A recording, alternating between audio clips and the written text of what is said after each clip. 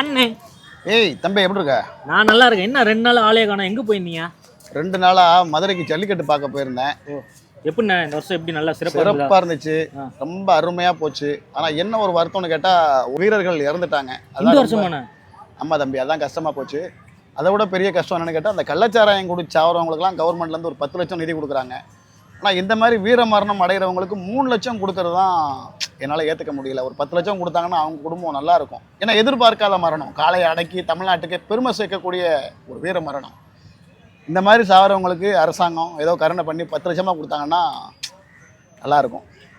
சரிதானே. இன்னொரு சின்ன சந்தேகம், நம்ம துணை முதல்வர் கூட ஒரு தம்பி உட்காந்துருந்தார்ல, அவர் யாருண்ணா அவரு? அவரை தெரியாதா? யாரு நேத்துல இருந்து இப்படி? அதுதான் நம்ம சின்னவரோட சின்னவர், நம்ம இன்பநிதி தம்பி. அது நம்ம இன்பா தம்பி ஃபாரின்ல. ஆமா தம்பி, காலேஜ் படிக்கிறாரு. ஏங்கப்பா, ஐயோ அவரை தெரியாதுன்ற? இன்பா தம்பி ஓகே. நம்ம துணை முதல்வர் கூட நின்னுட்டு இருந்தாங்கல்ல, பச்சை கலர் சாரி கட்டிட்டு ஒரு அம்மா, அவங்களா? அவங்க தான் யாரு? அவங்க ஏதோ ஐஏஎஸ் படிச்சவங்களாம், கலெக்டரா. கலெக்டரா? நான் கூட பெரிய ஆபீசர்ல நினைச்சேன். நீ வேற, நீ மட்டும் இல்ல, நிறைய பேர் அதான் நினைச்சாங்க. ஆமா, அடுத்து 2026ல நம்ம தலைவரோட ஆட்சி அமைஞ்ச உடனே இன்பதி துணை முதல்வரா வர்றதுக்கு கூட வாய்ப்பு இருக்கு. நம்ம இன்பா தம்பியா? ஆமா. ஏன் அவருக்கு என்ன குறைச்சல? இன்பா தம்பி ஃபாரின்லாம் போய் படிச்சிருக்காரு, நல்ல நாலேஜ் இருக்கு.